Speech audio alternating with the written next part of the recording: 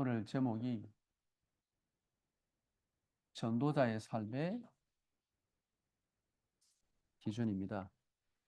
로마서 14장은요, 로마서의 본론의 거의 결론이라고 보면 되겠습니다.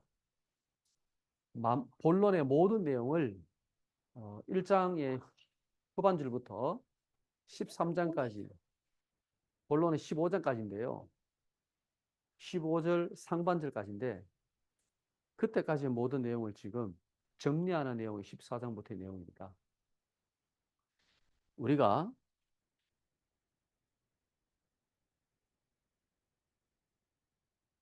렘넌트가 꼭 누려야 될 것, 우리가 세 가지 비밀을 얘기했는데요.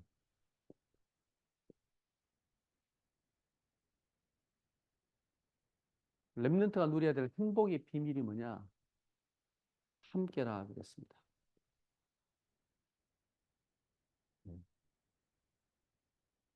어떤 환경에서도, 어떤 상황에서도, 어떤 문제 속에서도 하나님이 나와 함께 하심을 누리는 비밀을 우리는 꼭 가져야 합니다. 특히 렘넌트들이 반드시 누려야 될 비밀입니다.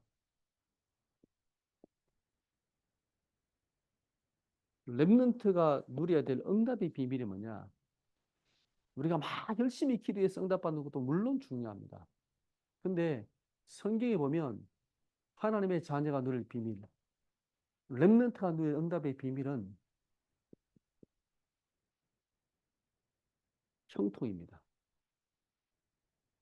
이 말의 의미는 우리가 무엇을 열심히 해서 받는 응답이 아니라 하나님께서 하나님 자녀에게 약속하신 응답이 형통이라는 거예요. 렘넌트에게 정말 약속하신 축복이 형통이라는 거예요. 왜 형통을 못 누리죠? 예. 우리가 하나님의 함께 하심의 비밀을 놓쳤기 때문에 그렇습니다. 그래서 이 축복을 놓치고 있는 거죠. 성경은 분명히 하나님과 함께하는 축복, 이 누리는 자들에게는 형통의 축복이 온다라고 말씀하고 있습니다.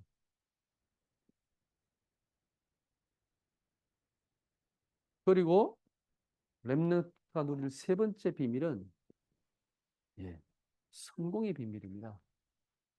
이 성공이 뭐냐? 전도입니다. 선교입니다. 하나님께서 약속하신 237 5천 종족의 언약, 세계복음 언약이 반드시 성취되는 겁니다. 우리 렘넌트의 성공의 비밀은 이거지요. 좋은 직장이 아니고 돈을 많이 버는 것도 아니고 성공하는 것도 아니고 그 세상의 성공 뒤에 있는 전도와 선교의 비밀입니다. 렘넌트가 꼭 누려야 될 비밀. 특히 지난주에 우리 군에 가는 렘넌트, 우리 지훈이를 위해서 이 메시지를 함께 나누었습니다. 네. 우리 지훈이가 군이라는 현장, 물론 뭐 고탄은 없다 하지만 그래도 여러 가지 자유에 대한 제약이 많잖아요. 힘든 데거든요. 그 현장에서 이 세 가지 축복을 누리고 오면 좋겠습니다. 제가 개인적으로 얘기했습니다. 이 축복을 꼭 누리라고. 그러면 이 응답이 보이게 될 거라고. 자, 오늘 로마서 14장에서 말하고 있는 전도자의 삶. 다시 한번 로마서에 대한 얘기를 해봅시다. 이 로마에 있는 교회가 유대인과 이방인들이 큰 갈등이 있다고 그랬죠? 예. 이 로마에 있는 교회는 너무너무 중요한 교회예요. 왜냐하면 로마를 살려야 되는 교회거든요. 로마를 살려야 되는데 지금 엄청난 갈등 속에 지금 교회는 쪼개져 가지고 난리가 난 상태입니다. 한국교회 같지 않나요? 우리 세계교회 같지 않나요?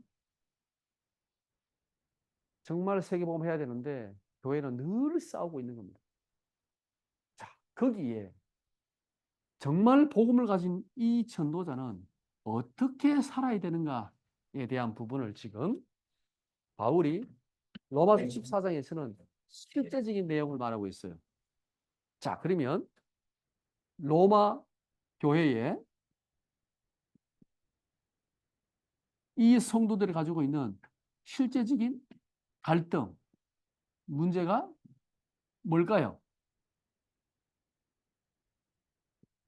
가장 심각한 문제는요, 지금 유대인과 헬라인, 이방인이죠. 인과의 갈등이었습니다. 여러분, 옛날에 서론에서 로마서에 대한 서론 얘기할 때 기억나십니까? 바울이 로마에 대한 교회에 대한 소식을 들었다 그랬죠. 듣고 지금 알고 편지를 보내는 거예요. 사정을 모르고 보내는 게 아니에요. 알고 보내는 거예요. 들어보니까 어떤 내용이냐? 이 로마의 교회가 세워졌는데 어느 날 갑자기 뭐냐면 유대인들이 로마에서 추방이 돼버렸어요. 그죠? 황제가 너무 열받아가지고 유대인들을 모두 추방시켜버렸습니다. 로마에서. 갑자기 교회 안에 유대인들이 다 사라졌습니다. 그럼 이 교회의 주축이 되는 교회의 리더는 누구였을까요? 이 당시 로마 교회에. 당연히 유대인이죠. 왜냐하면 사도행 2장에 보면 그 15개 나라에서 왔던 유대인들이 돌아가서 복음 받고 돌아가서 세운 게 로마 교회거든요.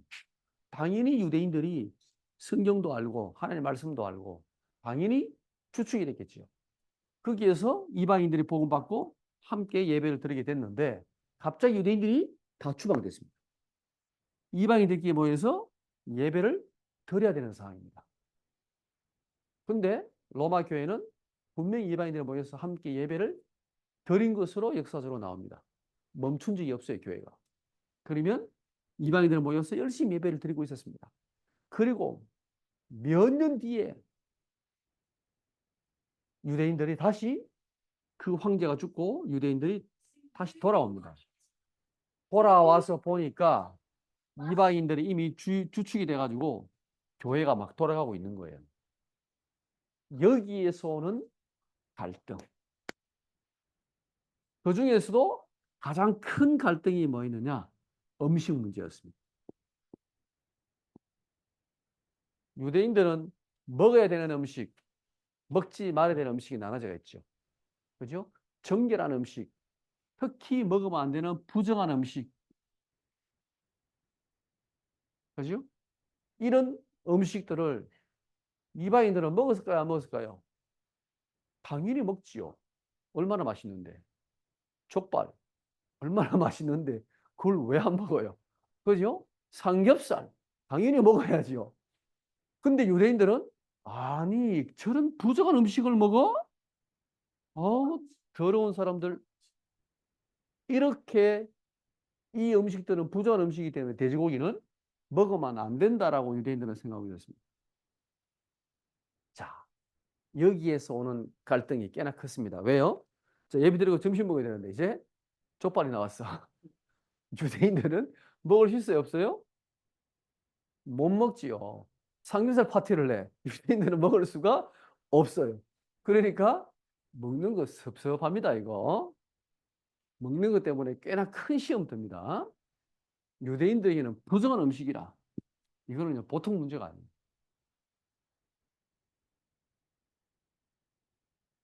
자, 여기 보면 뭐라고 나옵니까? 먹는 자들은 먹지 않는 자를 비난하지 말라고 돼 있죠. 14장 보세요. 여기 보면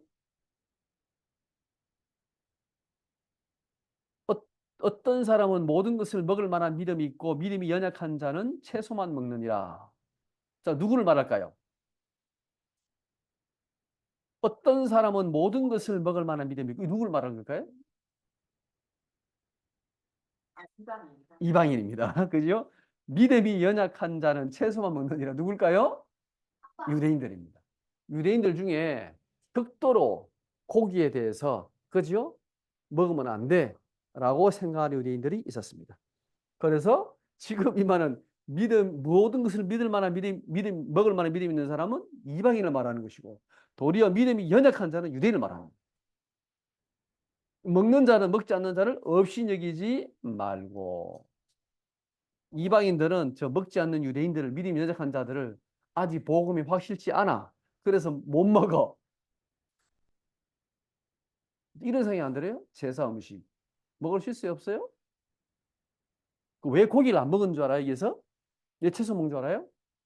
왜냐하면 유대인들이 먹을 수 있는 고기도 이 로마에서는 거의 대부분의 고기가 우상 앞에 드려지고 나오는 고기들, 파는 고기예요. 시장에서 파는 고기.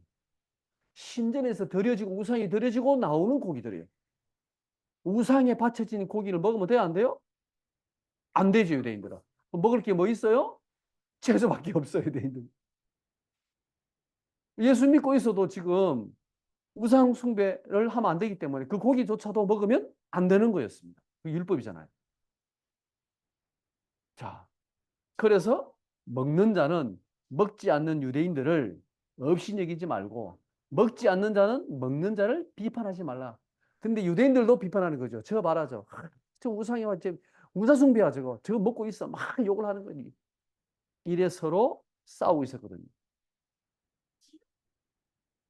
자, 그 다음에 이 유대인과 이방인의 중요한 갈등이 뭐냐면 절기 문제였습니다.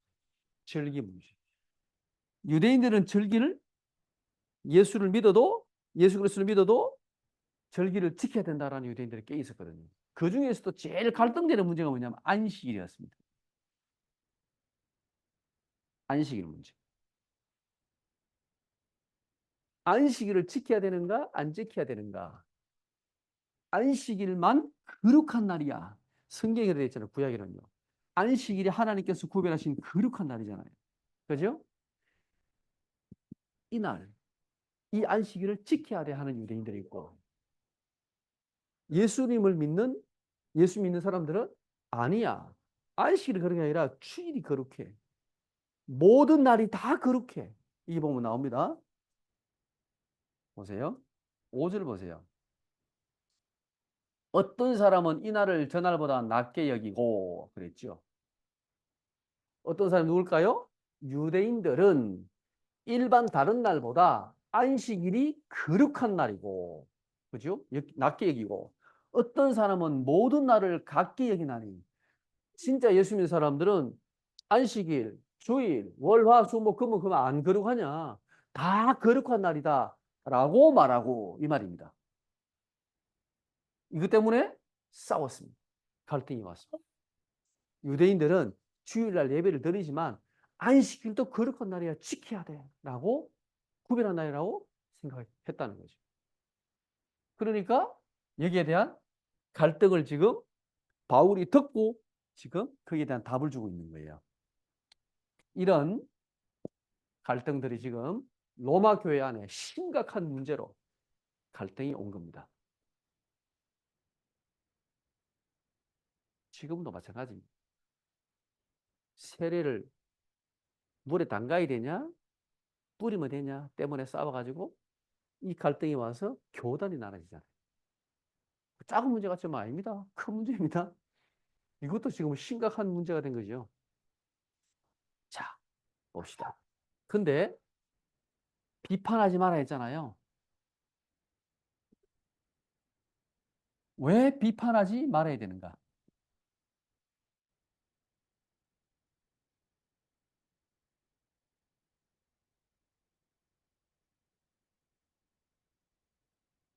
너희가 서로 싸우는데 서로 비판하지 마라.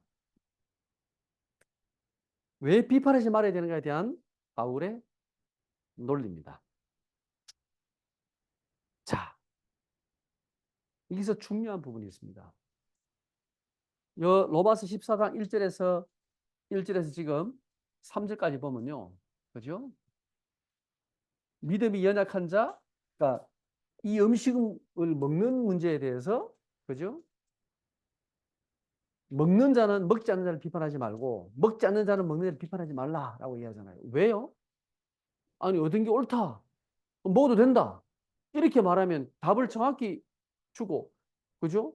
분명히 선을 그을 수 있는데 바울이 그렇게 말하지 않고, 그죠? 아니 음식을 먹어도 돼, 안 돼요? 바울은 먹어도 된다 해서 안 된다 했어요? 된다 했어요, 바울은.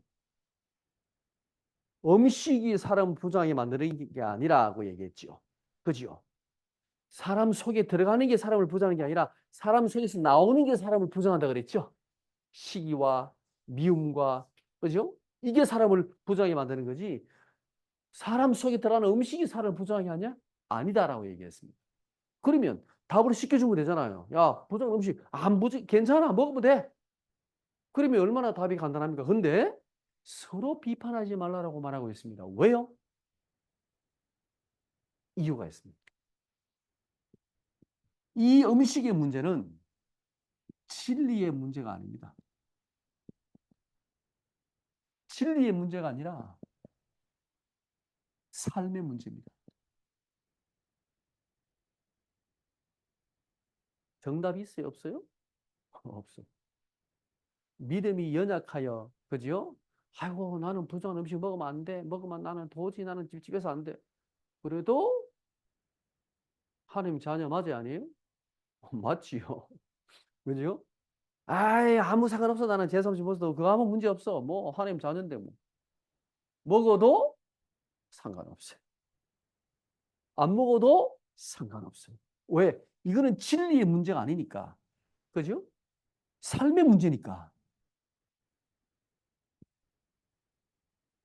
그리고 14장 3절을 보세요. 이는 하나님이 그를 받으셨습니다. 그랬습니다. 누구를요? 누구를 받았다고요? 먹는 자? 먹지 않는 자? 둘 다. 그죠? 하나님께서 믿음이 연약한 자, 이 믿음이 연약해서 아무 음식도 못 먹는 자, 믿음이 있어가지고 먹어도 괜찮아라고 하는 모든 자들을 하나님께서 받으셨다 그랬습니다. 뭘로 받으셨어요? 하나님의 자녀로 칭의했다는 말이에요. 칭의, 인정했다는 말이에요. 의롭다라고. 그죠? 로마서 1장에, 그죠? 누구든지 그리스도 안에 있는 자는 구원받았다 그랬잖아요. 그죠? 의롭다 했잖아요. 하나님께서 다 의롭다 하신 거예요. 음식을 먹고 안 먹고 상관없다고. 그죠? 세 번째, 14장 4절을 보세요. 자, 남의 하인을 비판하는 너는 누구냐? 여기서 하인이 누굴까요? 예, 비판하는 자들. 그죠? 근데 남의 하인은 그랬습니다. 여기서 남이 누굴까요? 그렇죠. 하나님. 하나님이 지금 자녀를 네가 왜 비판하냐? 그 옛날에도 만약에 노예가 있잖아요. 남의 집의 노예를 막 비판하면 매너 있는 사람일까요? 매너 없는 사람일까요? 매너 없는 사람입니다. 아니, 내 노예를 네가 왜 비판해? 이런 거죠. 지금 바울이 뭐라고 말하냐면, 아니, 이 믿음이 연약한 자, 믿음이 있는 자 모든 사람들을 하나님께서 다 하나님의 자녀로 의롭다 하셨는데 네가 왜 남의 하인을 비판하냐? 네가 왜 그 사람들 비판하냐? 그가 서 있는 것이나 넘어지는 것이 자기 주인에게 있음에. 아니, 저 사람이 믿음이 넘어질 수도 있고 이래서 뭐 서서 막 응답 받을 수도 있고 그게 전부 다 하나님의 손에 있는데, 그죠? 이는 그를 세우시는 권능이 죽게 있습니다. 우리가 넘어지고 일어서는 것이 누구 손에 있어요? 하나님의 손에 있다 그랬죠. 하나님께서 그 사람을 세우신다라는 겁니다. 넘어지는 것도 하나님의 손에 있다는 것입니다. 그죠? 하나님의 종이잖아요. 하나님의 주권 속에 있잖아요. 근데 그 사람을 우리가 함부로 비판한다? 이는 비판하지 마라. 비판할 자격이 없다라는 거예요. 그죠? 10절에서 11절을 보세요. 10절에서 11절. 보면 네가 어찌하여 내 형제를 비판하느냐? 어찌하여 내 형제를 없이 여기느냐? 우리가 다 하나님의 심판대 앞에 서리라. 우리 모든 사람은 하나님께서 심판하십니다. 예. 우리를 심판하시는 분은 하나님이십니다. 우리가 심판하는 것이 아니라 하나님이 심판하시는 것입니다. 그래서 비판하지 말라라고 얘기했습니다. 이 문제가 진리의 문제가 아니라 삶의 문제이기 때문에 그 사람을 하나님께서 받으셨다. 그 사람을 넘어지고 서는 것이 하나님의 손에 있다. 우리 모든 사람은 하나님의 심판대에 서게 될 것이다. 그래서 비판하지 말라라고 말하고 있습니다. 그러면 우리 전도자의 삶의 기준은 뭘까요? 어떻게 살아야 됩니까? 로마서 14장 6절입니다. 읽어볼까요? 나를 중히 여기는 자도 주를 위하여 중히 여기고 먹는 자도 주를 위하여 먹으니 이는 하나님께 감사하며 먹지 않는 자도 주를 위하여 먹지 아니하며 하나님께 감사하느니라. 예. 우리의 삶의 기준이 뭐라고요? 주를 위하여.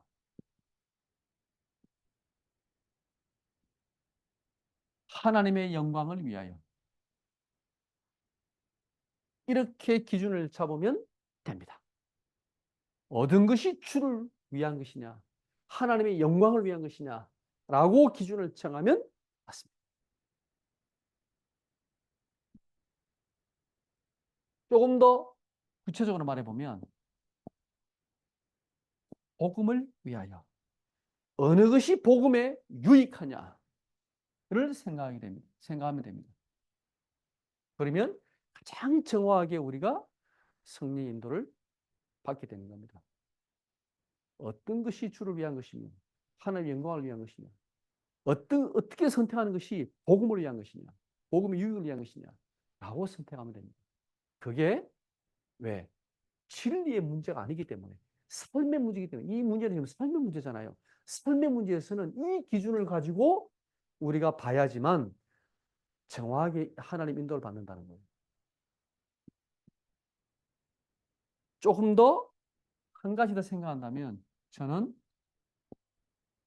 후대를 위하여 꼭 생각했으면 좋겠습니다. 어떤 선택이 우리의 후대를 위한 것이냐? 정말 이 세계복음을 위한 전도와 선교를 위한 것이냐?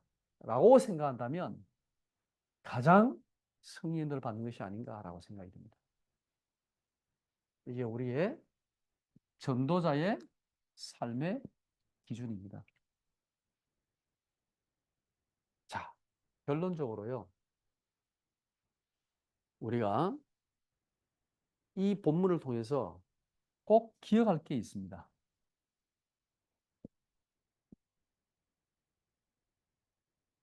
그러면 오늘 로마서 14장에서 전도자의 삶의 기준을 얘기했는데 우리가 결코 타협할 수 없는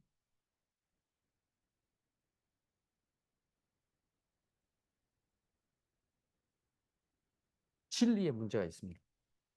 이거는 타협의 문제가 아닙니다. 그게 바로 예수가 그리스도라는 복음입니다.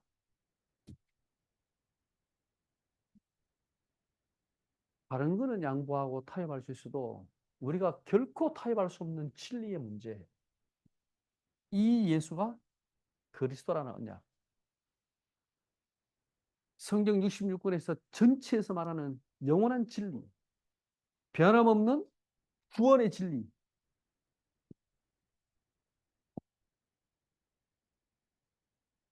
이 예수가 그리스도라는 진리는요, 우리는 결코 양보할 수 없습니다.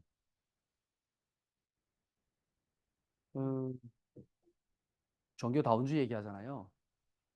아니, 천주교도 다 하나님 믿고 예수님 믿고 뭐 다 좋고, 다른 기독교 얼마나 종파가 많습니까? 다 하면 좋지 않겠냐라고 말하지만 예. 이 예수가 그리스도라는 하나님의 구원의 진리를 부정하는 그 어떤 단체와 어떤 사람하고는 우리는 결코 타협할 수 없습니다. 타협해서도 안 됩니다. 이거는 왜? 진리의 문제니까. 그러나 우리가 타협할 수 있는 문제가 있습니다.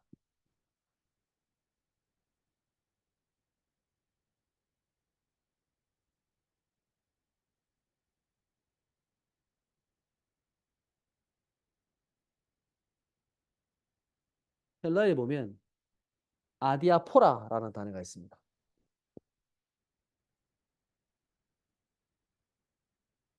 아디아포라. 이 단어의 뜻이 뭐냐면 헬라어로 무관심한 것, 대수롭지 않은 것, 비본질적인 것 이런 뜻입니다. 대수롭지 않은 것, 크게 중요하지 않은 것, 비본질적인 것, 무관심하게 넘어갈 수 있는 것 이런 뜻이 아디아포라입니다. 자,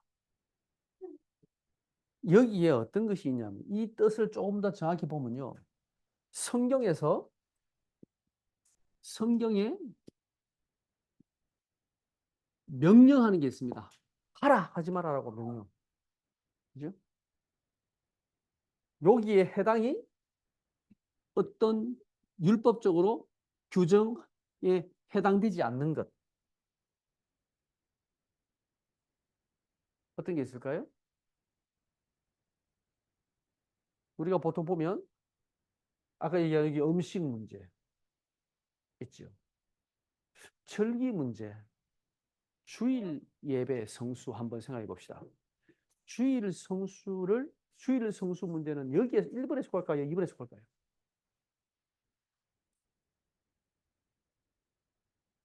어? 사이. 사이는 없습니다. 주일 성수는 1번일까요? 2번일까요? 그 음식 문제는 1번일까요? 2번일까요? 당연히 2번이죠. 주일 성수, 주일 예배 성수는 1번일까요? 2번일까요?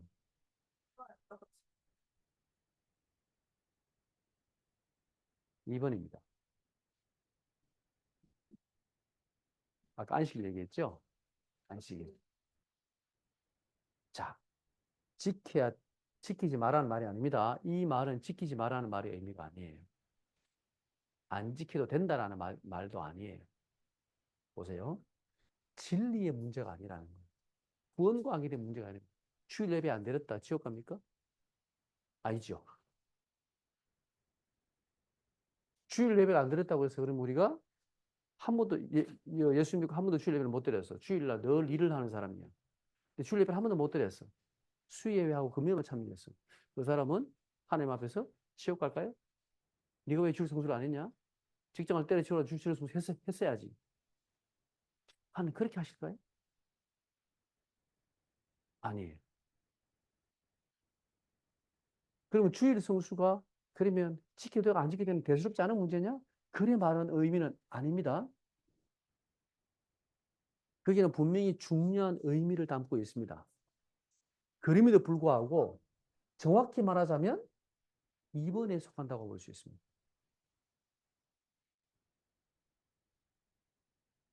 술, 담배. 1번일까 2번일까요? 술과 담배? 당연히 2번이죠. 그죠? 근데 사람들은 이것 때문에 목숨 걸고 싸우잖아요. 된다, 안 된다라고. 요 문제는 선악과 직접 관련이 없는 문제.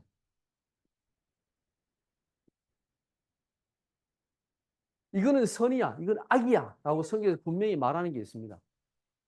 그거와 관련되지 않는 문제를 볼 수 있습니다. 그래서 이 문제는 상황에 따라서 얼마든지 대처할 수 있는 문제를 말합니다.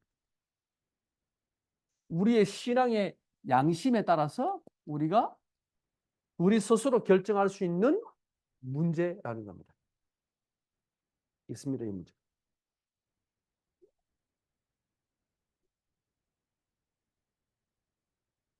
성전 건축, 헌금의 문제. 1번일까요, 2번일까요?